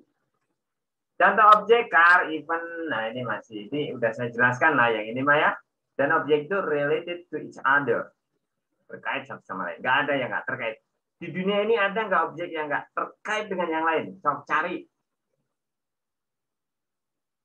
Minimal dia menempati satu ruang. Ya kan? Berarti dia terkait dengan ruang. Sok aja. Udah mau mikir, nggak jadi. Dia pasti menempati satu ruang. Berarti dia related. Berinteraksi. Nggak ada objek yang berinteraksi. Interaksi. Dia duduk, dia menempati ruang itu interaksi dengan ruang itu. Oke, clear ya. Objek. Nah, bagaimana measurement ini yang penting. How to measure, capture measure. Jadi objek itu terdiri dari pengukuran dari feature. Feature-nya tadi diukur, nih menegaskan lagi ya. Bahasanya diulang. Feature karakteristik dari objek. Tadi kan, saya sudah jelaskan. Feature itu karakteristik, tapi feature itu punya kekhususan ya. Jadi yang disebut feature itu yang diambil yang nanti bisa membedakan dengan yang lain. Kalau karakteristik yang lain tidak disebut feature, tapi only karakteristik. Tapi kalau kita sebut data, asal dia diambil yaitu data. Tapi istilah yang paling populer adalah data, dan kadang data itu disebut adalah objeknya. Misalnya mahasiswa kan, mahasiswa itu ada Auris, ada Ade, ada Devi, ada Marat, terus ada Muhafid, ada itu. Itu objeknya kan, tapi kita sebut dia data. Karena data itu sebenarnya kata jamak. Auris punya NIM, nama, tanggal lahir, ya kan? Punya nilai-nilai, malah kuliah pernah diambil, nilai mata kuliah. Banyak kan? Makanya Auris itu data. Karena terdiri dari yang tunggal itu datum. Jadi kenapa disebutnya data dalam bentuk plural? Karena sebenarnya dia selalu tinjauannya adalah plural. Ketika saya bilang NIM-nya Auris itu datum. NIM-nya Endang itu datum. Oke, tapi kadang kita ya udah data aja. Jadi ya begitulah istilah kita. Gitu. Feature itu karakteristik dari objek. Contoh cars punya color, doors, cylinder, doors. Apa maksudnya doors di sini? Kok doors masuk? Pintu. Kenapa pintu masuk? Yang suka hobi ngamatin mobil. Mobil itu kalau di YouTube viewernya paling banyak. Review mobil, tentang mobil itu, mobil HP itu viewernya banyak banget. Anda bikin YouTube tentang apa ya? Kalkulus gitu. Nah, Anda mau nyari viewer 100 saja. Anda bikin tentang mobil, wah langsung itu. Ribuan lah muncul. Kenapa doors? Karena salah satu karakter mobil itu jumlah pintu. Semakin sedikit pintu, itu semakin mahal. Wah, aneh ya. Coba Anda beli Mercy 2 pintu, wah mahal banget. Ya enggak? Daripada yang 4 pintu, lebih mahal 2 pintu. Aneh ya? Aneh. Nggak tahu lah. Ada mobil 2 pintu lebih mahal ya. Kalau pas-pasan lebih banyak pintu lebih menghasilkan banyak uang kalau kos-kosan. Tapi kalau mobil lebih mahal. Oke, kemudian pengukuran itu ada validitas nanti ya kita bicara. Walaupun kita nggak akan terlalu bicara di pengukuran, tapi kita harus tahu bahwa sebenarnya ketika kita mencatat data itu ada satu hal yang harus kita pahami yaitu adanya pengukuran.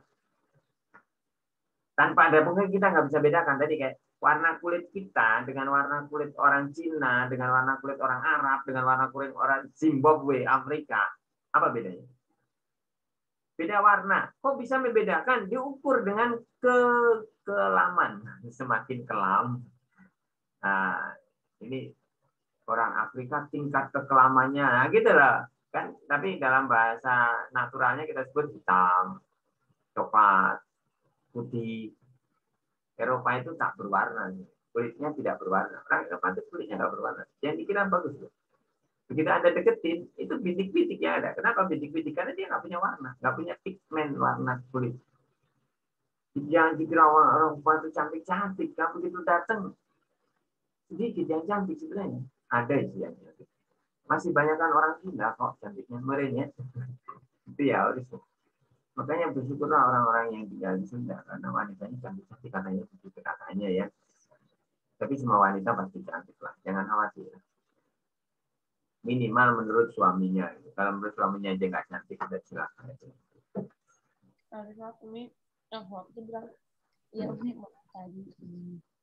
Nah itu validating circumstance kemudian divalidasi dengan lingkungannya. Oke. Pengukuran itu ada alat, jadi ada bagaimana mengukurnya, kemudian ada alat untuk mengukur. Kayak yang paling panjang ya, panjang itu ada meterannya, berat ada penimbangnya, itu device, itu kalibrate. Tapi kalau warna kulit gimana mengukurnya, alatnya mata kita. Walaupun harusnya ada alatnya ya. Kemudian ada yang fisikal, non fisikal. Nah, ada yang fisik, ada yang non fisik. Ada yang non fisik ya. Atribut non fisik kayak SKS. SKS fisik ya. 3 SKS, 2 SKS nggak ada fisik. Nggak ada. Ya kan? Jadi non fisik dia.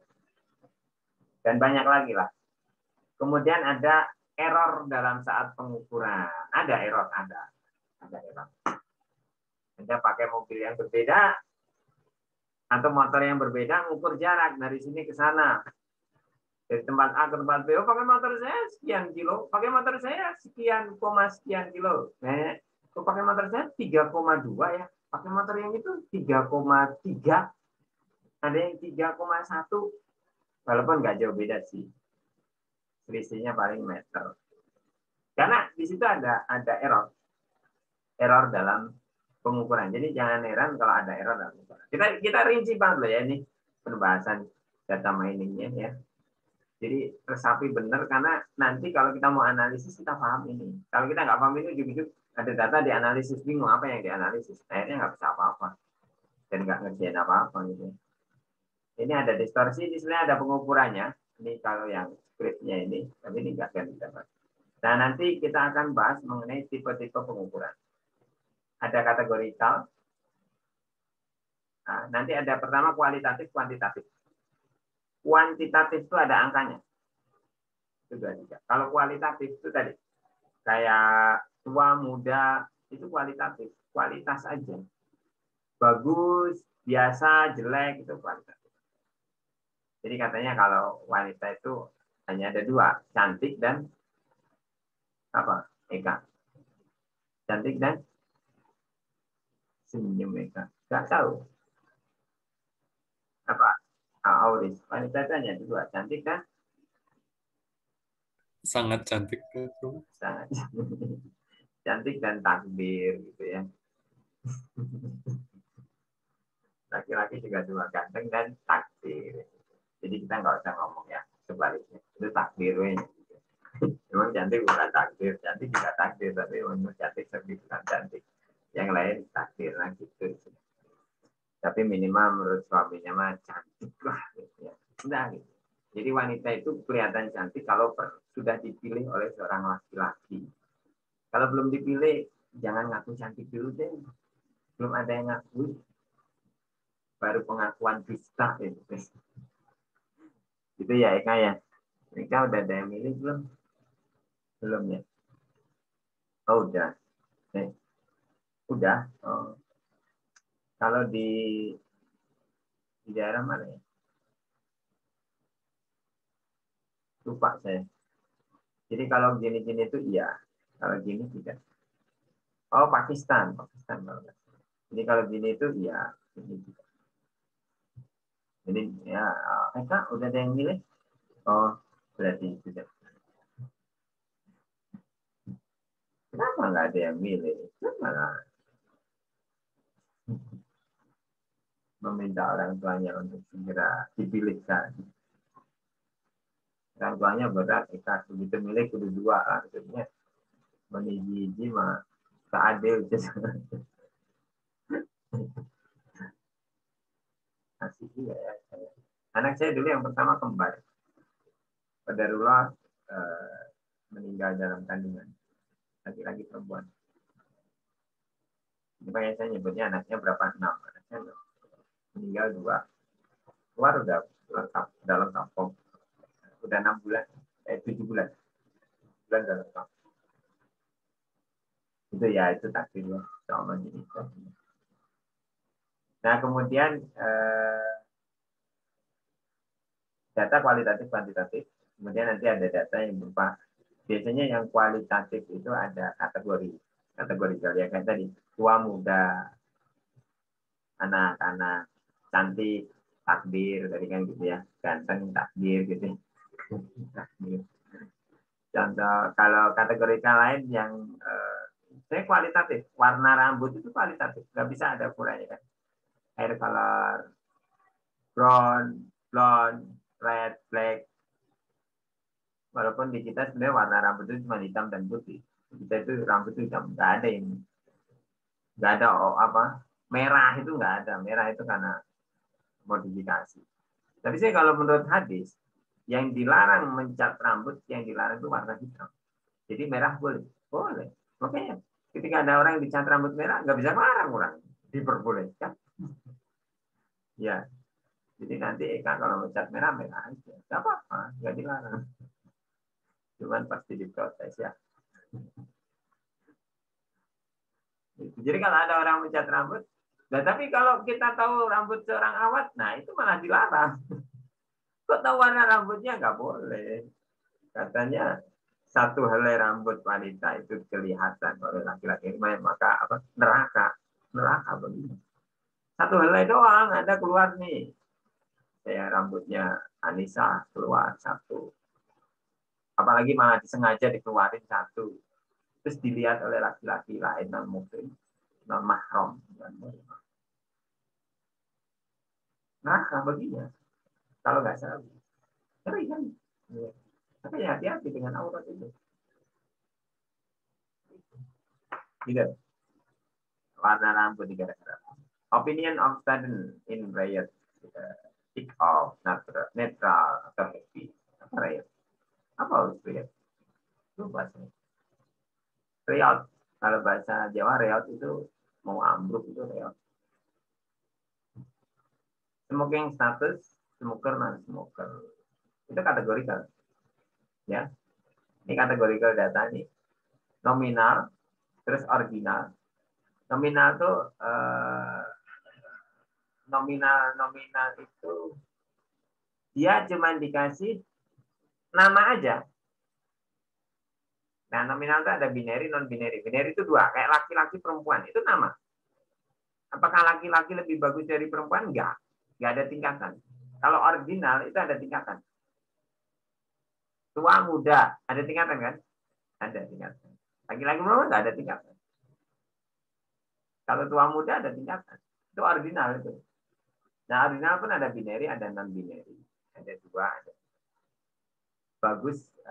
Bagus jelek, kalau bagus jelek ya, kalau ganteng takdir gitu ya.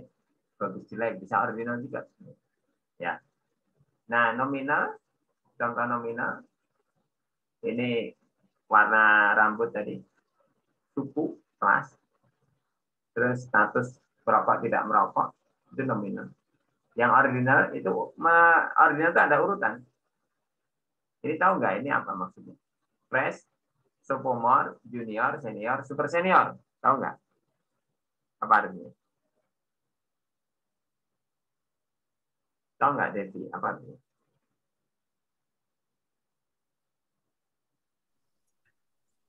Kelas Bapak. Hah? Apa itu? Lulus.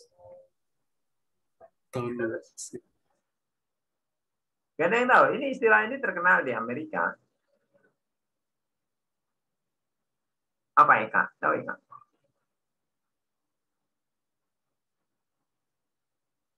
Nggak tahu, Pak. Nggak tahu. Bayu tahu Bayu? Nggak tahu juga. Kurang, Pak. Fresh itu mahasiswa tahun pertama. Mahasiswa. Status mahasiswa tahun pertama itu fresh. Mahasiswa tahun kedua itu disebut sophomore. Mahasiswa tahun ketiga junior. Anda junior kan? Anda tahun ketiga kan? Iya kan? Oh, Iya, Pak. Oh, Eka tahun keempat senior. Nah, Eka baru senior. Auris super senior. Nah, supernya 3 kali. Super senior. Itu istilah mahasiswa di Amerika. Dia ada grade, ada tingkatan. Makanya disebut ordinal, ada tingkatan. Dia naik label saja, label, tapi label itu mengandung tingkatan. Paham? Ada label yang nggak menaik, kayak laki-laki perempuan tadi, warna rambut, label, tapi nggak menanggung tingkatan. Ya sudah, itu label saja. Itu namanya nominal. Kalau ordinal, itu kelompok kategorikal. Ya kan? Nanti yang binary dia hanya ada 2. Setiap yang binary dia berarti datanya 2. Absent, present. Absent itu sebenarnya artinya tidak hadir. Udah absen belum? Udah tidak hadir belum kan? Udah mengisi absen, udah mengisi daftar ketidakhadiran.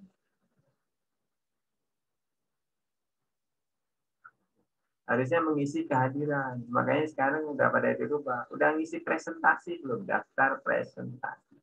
Daftar presentasi. Presentnya, hadirnya. Bukan ketidakhadiran. Kita tuh suka aneh-aneh.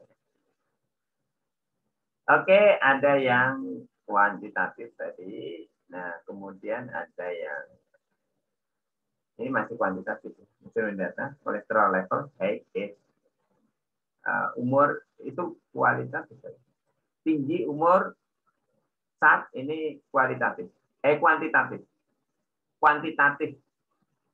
Ada ukurannya, ada nominalnya, ada bukan nominal. Tadi nominal tadi artinya nama. Nominal itu sebenarnya artinya nama. Kalau kita nominal itu artinya angka, ya kan? Nominal itu nama. Dari name. Ada angka-angkanya, ada numeriknya, gitu. Dia nanti discrete dan continue. Oke, matematik mah gampang lah ngejelasin discrete continue. Kalau yang bukan matematik itu beda. Yang discrete itu ya discrete, yang continue itu real, itu continue. Nggak ada selah, gitu ya. Nah, ini contohnya. Ini yang apa itu? Yang kuantitatif, bukan kualitatif. Oke. Discrete itu saat, skor, ini warna dan lain sebagainya. Kalau continue itu tinggi, kolesterol level, umur itu continue. Oke, ini contoh saya skip dan summary. This is the last of our lecture today. Jadi sudah selesai sampai sini aja. Nah, ada yang belum dibahas rinci, yaitu tadi measurement tadi. Nanti Anda buat tipe-tipe pengukuran itu dalam bentuk yang lebih bagus. Sebenarnya ada slide di slide berikutnya, tapi saya anggap sudah selesai aja dulu. Jadi nanti Anda buat resume tadi ditambah dikuatkan dengan measurement-nya Anda perkuat tentang penjelasan pengukuran data. Ini penting, penjelasan pengukuran data. Oke. Alhamdulillah ada yang mau didiskusikan. Besok tanggal merah, ya enggak? Saya baru sadar kan ada mahasiswa yang nanya, Pak besok masuk nggak tanggal merah?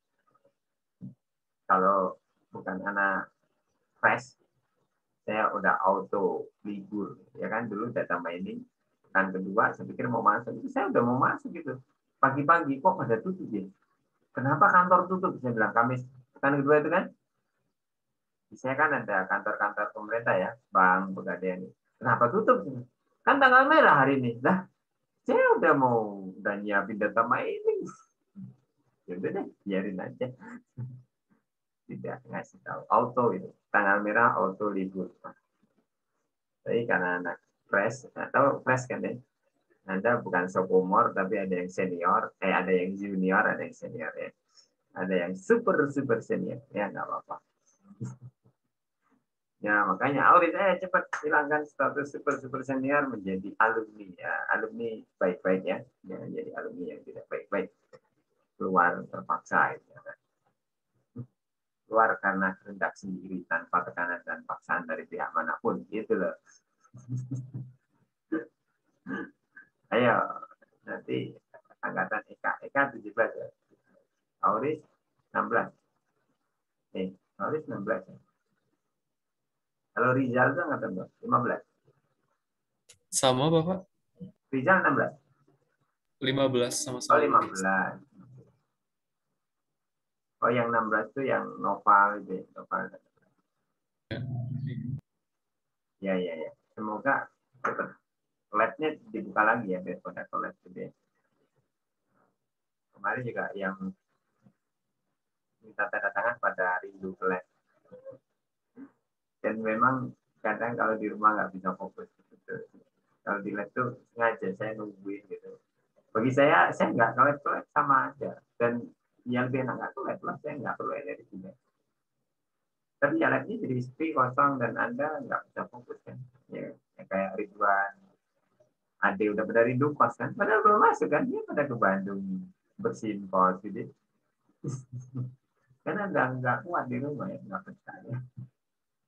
Itu ya Ade ya. Akhirnya ke Bandung lah. Anda sih masih merasakan offline, masih merasakan kebersamaan. Coba yang anak 2020, yang fresh itu. Begitu masuk, udah online. Sampai sekarang dia belum pernah ketemu temannya, kecuali yang rumahnya dekat. Masa iya kuliah lain ya. Nanti kalau waktunya ini sampai dia lulus, nah mahasiswa offline aja. Mahasiswa online ya. Nggak pernah ketemu di kampus, ujung-ujung sudah. Tapi sebenarnya kita bisa buat paket gitu ya. Nggak usah pergi jauh-jauh, habisin biaya kos dan lain sebagainya. Kuliah jarak jauh. Tapi nggak apa-apa, banyak sekali hikmah dari pandemi. Terutama saya mendapatkan manfaat. Bukan karena ngajar lebih capek. Jadi kalau kerja lebih capek, karena nyiapin ngajar itu lebih capek di online daripada offline. Offline mah datang apa adanya. Saya siapin nggak lama. Tapi kalau online saya nyiapinnya lebih banyak. Tidak. Tapi banyak ilmu kayak pengajian itu gara-gara online itu pada dibuka online, sehingga yang dulu kita nggak bisa akses. Ya kan, misalnya saya ngajar, terus saya harus misalnya mau ikut ngaji di Bogor, mau ikut ngaji di mana gitu ya. Pagi saya ikut ngaji, siang ngajar di sini, kan nggak mungkin pagi ke Bogor, siang di sini. Nah kalau online kan saya ikut ngaji, nah, malam ngaji di mana gitu. Jadi bisa. Gitu. Alhamdulillah itu banyak merasakan. Saya pernah ikut satu daurah. Itu pesertanya dari Uni Emirat Arab, Singapura, Malaysia, Indonesia itu di beberapa kota. Pesertanya ada semua. Dan semua bilang, Alhamdulillah, karena online. Karena sebelum online, pengajian-pengajian kayak gini, ini tuh susah. Kita nggak bisa dapat di daerah kita. Gini. Karena keterbatasan Ustadz, karena ini, karena itu. Begitu ada datang Ustadz, pesertanya terlalu banyak yang daftar. Kalau offline kan terbatas jumlah peserta. Begitu online, beda ya. Itu banyak. Dan itu terbuka sekarang. Orang menjadi bisa menyelenggarakan semua lintas daerah, lintas negara bahkan. Dan itu terjadi, dan kita tinggal mengambil yang positifnya. Jadi kita ngambil ilmu-ilmu yang bagus, kita ambil. Jangan ngambil yang nggak bagusnya. Yang nggak bagusnya juga banyak. Dan dunia mah dari dulu juga begitu. Ada dua, antara yang bagus dan nggak bagus. Antara yang diridhoi Allah dan yang dimurkai Allah. Nanti tinggal mengambil yang mana. Itu pilihan. Gitu ya. Ambillah yang bagus-bagus, manfaatkan ini sebaik-baiknya. Walaupun kita manusia tetap pengen bersosialisasi, bergaul, bertegur sapa dan lain sebagainya. Eka aja udah nggak kuat di Kerawang ke Bandung gitu. Proses di Bandung ke Kerawang gitu. Adik bahas saya pulang sama Ridwan ke Bandung ya. Padahal jangan masuk ke Bandung, nggak ada proses di rumah. Tetap kita pengen bersosialisasi. Ya, kita tutup. Kita semoga Allah memberikan manfaat dari semua ini. Musibah itu juga berupa nikmat bagi orang beriman. Dan orang yang meninggal dalam kondisi seperti ini, wabah, insya Allah kalau orang beriman itu mati syahid. Kita berdoa saja. Kita masih terus bisa beramal dan kita dimatikan oleh Allah dalam kondisi mati syahid. Kita tutup dengan istighfar 3 kali. Astagfirullahaladzim, astagfirullahaladzim, astagfirullahaladzim. Ya, saya ingatkan lagi sebelum dilanjutkan menutup, sebentar lagi puasa, mengingatkan buat diri saya sendiri. Jadi dari sekarang siap-siap untuk puasa. Jangan sampai nanti kaget, besok puasa ya. Jangan sampai seperti itu. Mungkin tinggal sekitar 10 hari lebih sedikit ya. Sekitar malah 10 kali ya. Saya lupa, itu kan pasnya. 10 hari atau kurang dari 10-an ya. 10 hari lagi. Siapkan untuk puasa. Kalau bisa latihan dari sekarang. Latihan puasa, latihan baca Al-Qur'annya udah dimulai dari sekarang. Ke masjidnya, rajinnya semua dimulai dari sekarang. Pengajian mulai dari sekarang. Semua mulai dari sekarang, mulai dari sekarang. Jadi pas puasa itu kita udah gitu kayak kalau mau salat wudu dulu gitu. Jadi udah disiapkan dulu. Dan semana kalau mau diantikan Assalamualaikum warahmatullahi wabarakatuh. Waalaikumsalam. Waalaikumsalam warahmatullahi wabarakatuh. Waalaikumsalam warahmatullahi wabarakatuh. Terima kasih banyak, Pak. Terima kasih, Pak. Terima kasih Bapak.